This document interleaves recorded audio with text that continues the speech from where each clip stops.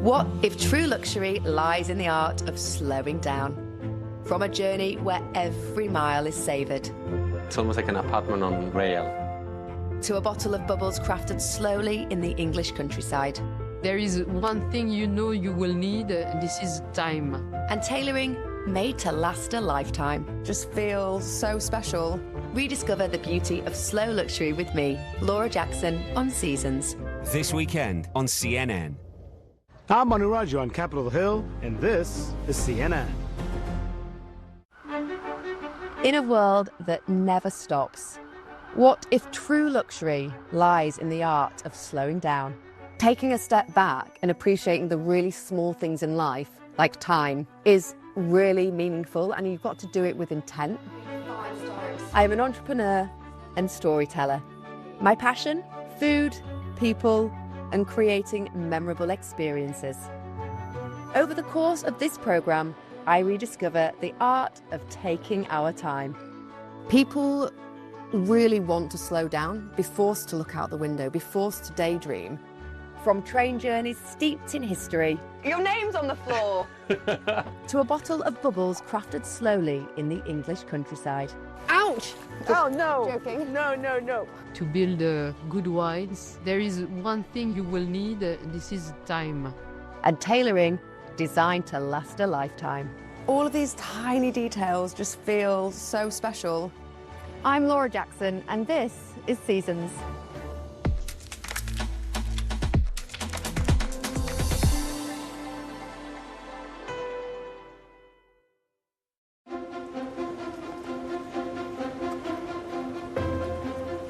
With a history spanning more than 170 years, Gare de l'Est in Paris has witnessed its fair share of daily bustle. But while railway stations are built for speed and efficiency, they can also be gateways to adventure, and that's exactly what I'm here for. I am about to go on the trip of a lifetime, and judging from the welcome, I'm in for something special. The Venice Simplon Orient Express is probably one of the most luxurious trains in the whole world. And for the next 28 hours, I'm going to be travelling from Paris to Venice to discover why this is just so legendary. The train will follow one of its most historic routes, east of Paris, south through Switzerland and across the Alps into Italy, with a quick stopover in Florence before heading east to our final destination. Restored from century-old carriages, the train is an attraction in its own right. And before I set off on my journey, I'm getting an exclusive tour of its most recent addition, L'Observatoire, the brainchild of acclaimed French artist, JR.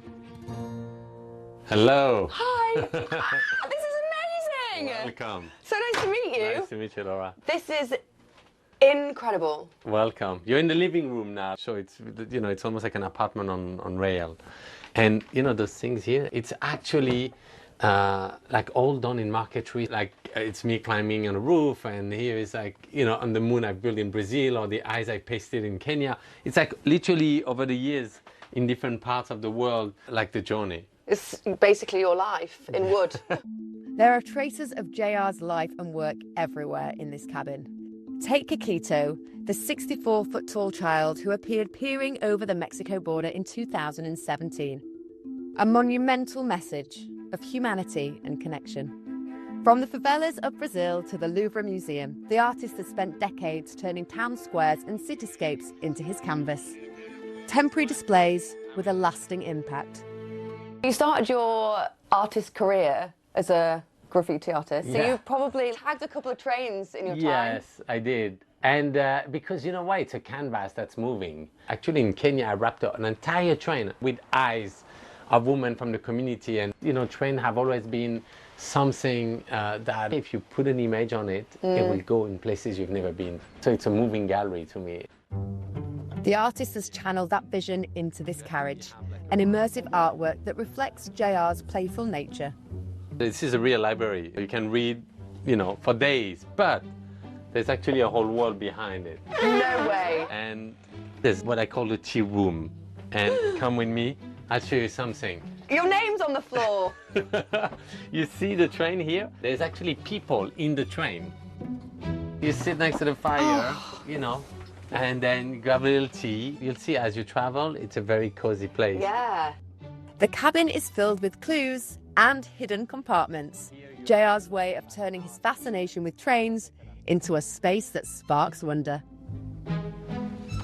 Okay, and now you enter into the bedroom. One element that's pretty important, it's putting a bathtub on the train. It's, trust me, not easy. Has any other train in the world got a bathtub in it? That's a good question. I haven't seen, but probably somewhere, but not in Europe. Now there's one little detail I'm going to show you. You see here, you can actually see the sky open. Yes. Okay, now let me show you how it closes. If I push this button, Yeah. it actually closes like a lens of a camera. Wow. And very gently it comes together, and slowly you're losing light, and until it all disappears. Guys, this is me for the night. I'll see you soon. I'm not moving now. The carriage made a show-stopping debut in Venice at the end of last year. A poetic nod to the train's return to the floating city in 1982. I love the fact that you've thought about everything. Because I knew this is not something that's going to happen twice in my life, you know. This is going to stay way after I die. I know it's going all around the world, and sometimes I can be on it, but sometimes I'm like everyone else, dreaming about it. Please call to work road train is ready for departure. Please double check and close all the stella doors. A dream to most, partly because of its price tag. A night in the observatoire is around $80,000, depending on the route. Still, there are cheaper options. The smallest cabin starts at about $10,000 for a one-night stay, while the grand suites go for about $25,000. Boarding this train feels less like catching a service and more like stepping onto the most amazing film set. It's like a glimpse into another era. These storied carriages, all built between 1926 and 1949, once carried royalty, spies, revolutionaries, and film stars across Europe's grand capitals. Each carriage has a story, and some are more colourful than others.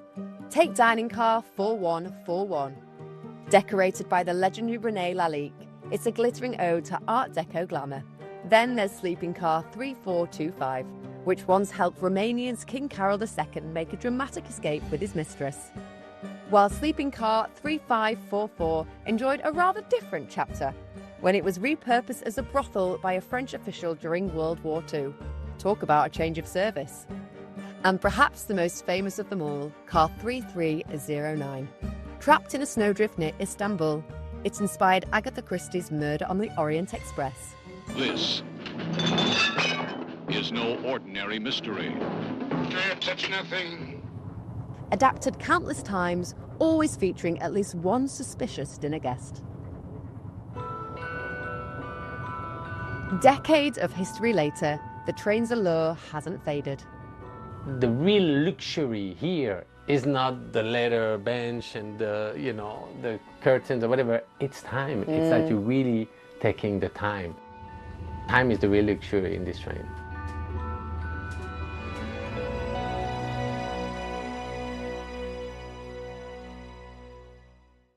你长大想干什么呢？弹琴？想指挥钢琴家。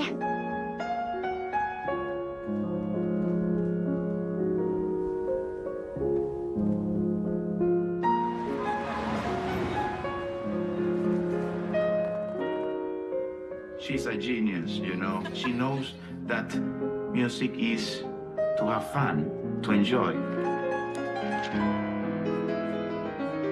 Lisa, I think it's similar.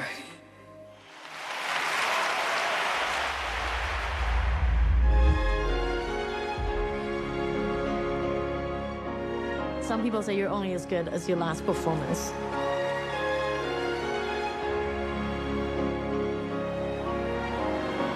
What I say is, we're only as good as our next performance.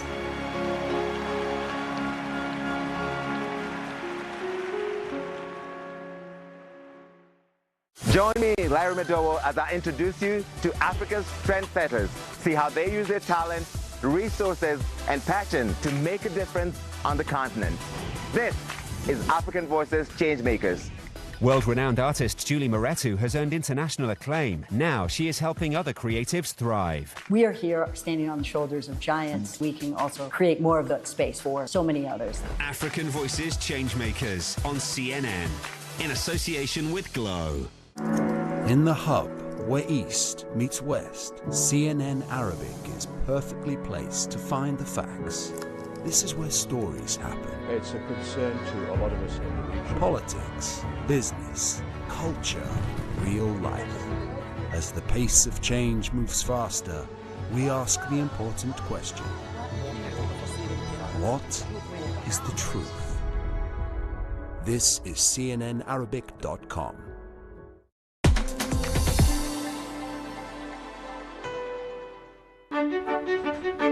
Winding its way through the Italian Alps, the Venice Simplon Orient Express evokes the charm of a bygone era of travel. And after a few hours on board, I'm feeling right at home. Hi! What are you doing? Party. Oh, party! See you soon. I'm travelling from France to Italy on one of its most historic routes. And it's not long before I make my way to the heart and soul of this train, the bar. Welcome to Bar Car. How are you doing? I'm good. This is so beautiful. Ignazio Maxia has been the manager here for 16 years. I think that you have got the best job on the train. Absolutely. This is where the party starts and never stops. Have you had any really standout guests during that time? One of the first that was for me was John Travolta. Wow. And I met him when I started working the bar. What did you make him? He had a cocktail. Perhaps it was a 7 and 7, as seen in the 1970s cult film Saturday Night Fever. Tom, what are you going to have to drink? We'll get you some, huh? 7-7. 77. That remains between Travolta and Ignazio. But the barman does have a signature of his own, Cocktail 3674, named after the bar car. To make a 3674 cocktail, you need shaker, ice, Tanqueray 10 gin. Oh, look here, she's amazing. Wow. Okay. Don't steal my job. Juan Pro, sugar. This is the secret to make that beautiful color. What is it? Angostura bitters. Oh. And then fresh lime juice. Yeah. Beautiful. And then you have to shake. Yeah. Let's go. More. It's a long shake. Serving a warm martini cup, specially designed for us. It's so beautiful. I'm quite impressed with myself. For the garnish, we use orange peel. Can I have a try? Absolutely. That is delicious. Cheers. Cheers. Can I try? No.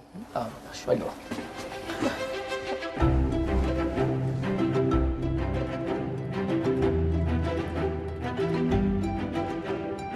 But cocktails aren't the only offering on this train.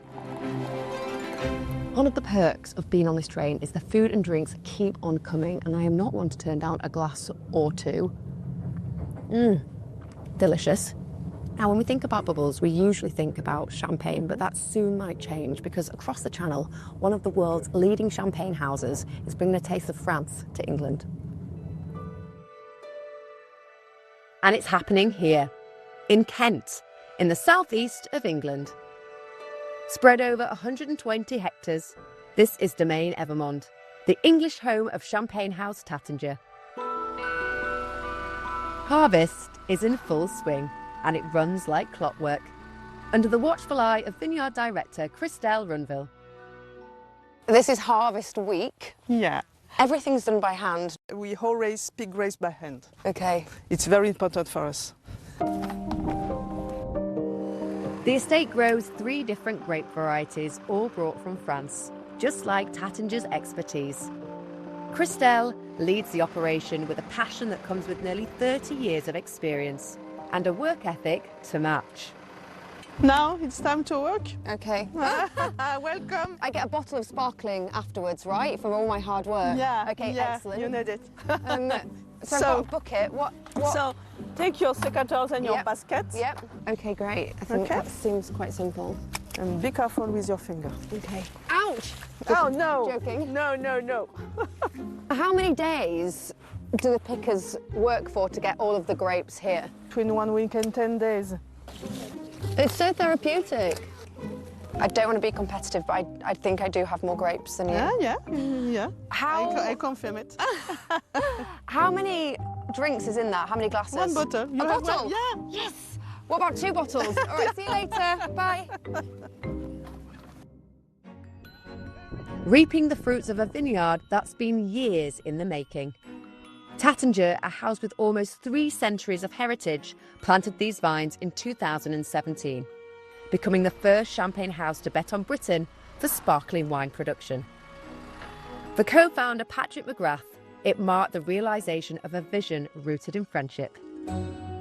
It sort of started between my relationship, between me and Pierre-Manuel Taittinger, the Taittinger family. We're very close friends.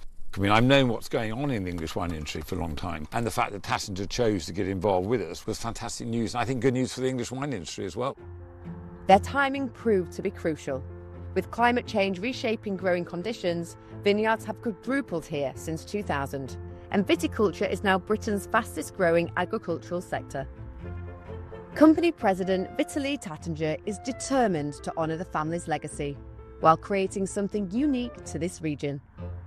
For us, it has always been very clear that the aim of the adventure was not to imitate Taittinger. You have in the Kent kind of same composition of soil. You have a lot of chalk, you find a lot of flint. You got there a little bit everywhere. It's like gold. And this is the same in Champagne. That's why also we have chosen this place. To craft wine of the highest quality, every detail matters, from the sun and the soil above ground to the conditions below it. The winery's underground cellar has been built to provide the perfect environment for the sparkling wine to mature.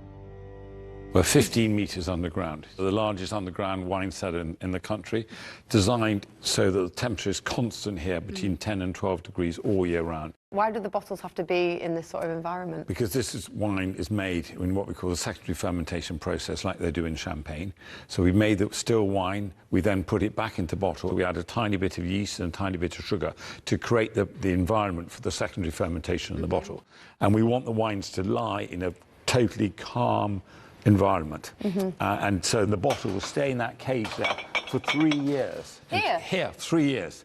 Fermentation is a cornerstone of winemaking that demands patience, the essence of slow luxury, a craft that can't be rushed. Not everybody has the opportunity to create something. I think that when you are having this kind of dream to build a winery, to build good wines, there is one thing you know you will need, this is time. As the saying goes, good things come to those who wait. A decade after the project started, I'm about to get a taste of the very first vintage produced here. This is about wine, about celebrating where we are, the history of Kent, the fact that this wine has taken millions of years to be created through nature. Okay, well, so here we are. Cheers. Cheers. Are we supposed to have an oyster with this? Yeah, I think we should do, because these are so local.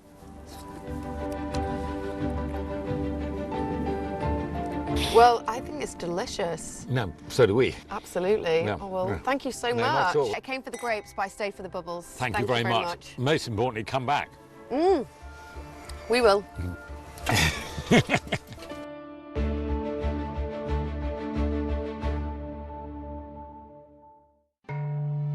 By Buren and by brush, a nation's soul is drawn.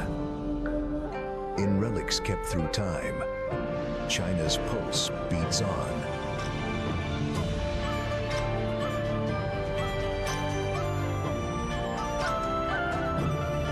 Witness the beauty of millennia in the upcoming season of CGTN Art Series. China Crafted. Inside Africa. See a continent in transformation as trailblazers evolve culture, technology and industry across Africa and beyond. Meet Botswana's sports stars, inspiring the next generation of champions. Everything is possible. It's pretty inspirational for us. Inside Africa on CNN, in association with Zenith Bank. Water, a sacred symbol, a vital necessity, Everything starts with water, ends with water is the ethos with which we live our lives. This critical resource is now under pressure in India, and efforts to restore it can't come fast enough. Every single one of us is worried. All of us want to do something. This is the story of an ancient civilization rising to the challenge to protect its most precious resource. Reviving India's waters, this weekend on CNN. Join me, Larry Madowo, as I introduce you to Africa's trendsetters. See how they use their talent, resources, and passion to make a difference on the continent. This is African Voices Changemakers. World-renowned artist Julie Moretu has earned international acclaim. Now she is helping other creatives thrive. We are here standing on the shoulders of giants. We can also create more of the space for so many others. African Voices Changemakers on CNN, in association with Glow.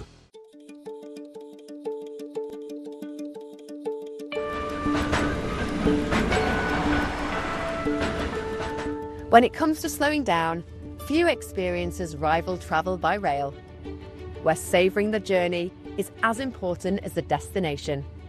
And that's why trains like this one, the Venice Simplon Orient Express, are back in the spotlight. People really want to slow down, and when you're on that train, you are forced to be present in that moment. It is just the most extraordinary way to travel.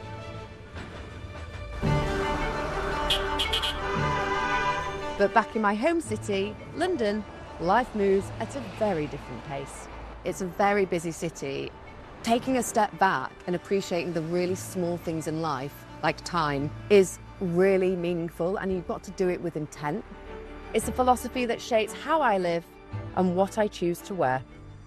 I've now made the decision to think about fashion in a way that I think about travel and food, because fashion is really important, but it's also about being conscious. When it comes to clothing, for me, slow luxury begins here, at one of the youngest tailoring houses in London's Mayfair, near Savile Row. Hi! Hacks was founded by Hattie, who wanted to rewrite the rules of who tailoring is for and how we wear it. When I came into the tailoring world, it was really inaccessible. There wasn't very much for women, and the price points were so high. It's really important to sit down with someone and make them feel relaxed and get on each other's level. It's quite a personal process. The luxury here is obviously the process, which is slow, but it's also the personalisation. The fact that you probably haven't made any suit twice. No. I don't think I've ever made the same suit twice. This is where tailoring becomes a dialogue. Every choice, from the line of the lapel to the weight of the fabric, starts with questions like these. So how do you like your shoulders to fit? A little bit bigger, but not too big. Where do you get all your fabrics from? But we mainly work with a cloth merchant based in Huddersfield. That's where I'm from. Which is where you're from. So, to see where my suit begins, I'm heading home. Tucked away in the Pennine Hills is the old mill where the life of British cloth really starts its journey. Mark Lightowlers is a third-generation mill owner, keeping a craft alive that once powered Britain's entire textile industry. Mark now looks after hundreds of fibres from around the world.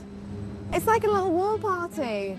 From Shetland sheep to New Zealand merino, all destined to become luxury fabric.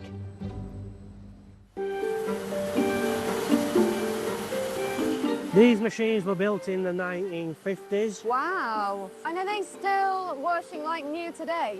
They're better than new. Still like a chocolate mouse. The wool is mixed and combed, and it's here in the spinning room that it begins to take on its future life. I feel like this is my jumper.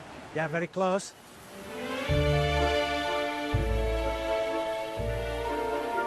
Spinning is where soft, cloud-like fibre is drawn out, stretched, aligned and twisted into a thread strong enough to be woven, a process that hasn't changed in over a century. The machines may be old, but they're reliable and built to last, just like the cloth they helped create. I had no idea of the scale of the operation, like the thought, the detail, the care. I honestly don't think I'm ever going to wear a woolen jumper in the same way again. But a thread isn't a suit. For that, it needs to be woven into a material and then finished to perfection. At W.T. Johnson, finishing is where the fabric earns its luxury. And the man in charge of making it happen is the 4th generation Johnson, Paul. We like to say that everybody who's working with wool has got to be a decision maker, because you can't guarantee it's going to behave in the same way all the time. Don't let me near washing wool. I've shrunk a lot of jumpers. Not unless you've had a lot of practice. In the finishing process, fabrics go through as many as 25 individual processes to lock in the characteristics of the material for its lifetime. And when the fabric leaves W.T. Johnson, it's ready for the world's most demanding designers, from Savile Row to Hollywood. I would say that almost every luxury brand in apparel that you could care to mention will have some Huddersfield fabric in its collection, and that Huddersfield fabric will have been through here. Tell me one real wild card where you think that the fabric has ended up. We dressed Daniel Craig in all of his James Bond films. Wow. So exciting. Where's Daniel Craig? That level of care follows every step of the journey. Back at Hacks, Hattie turns centuries of craft into something made for me. Hello, I'm back. Oh, hi! Oh, is it ready? It is! Oh my God, it's looking incredible. Oh, wow. Can I try it on? Yeah. I feel like it's perfect. It is so beautiful. Was it what you imagined? It's better. All of these tiny details just feel so special. It makes it even more special that this fabric came from your hometown. Honestly, seeing the whole process and then for it to be in a suit that I'm going to have forever from Huddersfield. I know. It's honestly one of the most luxurious things that I will ever own. Slow luxury isn't about exclusivity. It's about choosing what lasts and knowing where it comes from. The suit isn't just a garment, it's a journey. And that's what makes the Venice Simplon Orient Express so special. My time aboard the historic train is almost up, but first, it's time for the grand finale. This train is all about enjoying the journey and the ceremony of travelling in style. Dressing up is an absolute must. If you're too casual, you actually won't be allowed out of your cabin. The dress code is strictly formal. The gents have to wear suits and us ladies have to don evening attire. I think now is the time to go and party. Come on.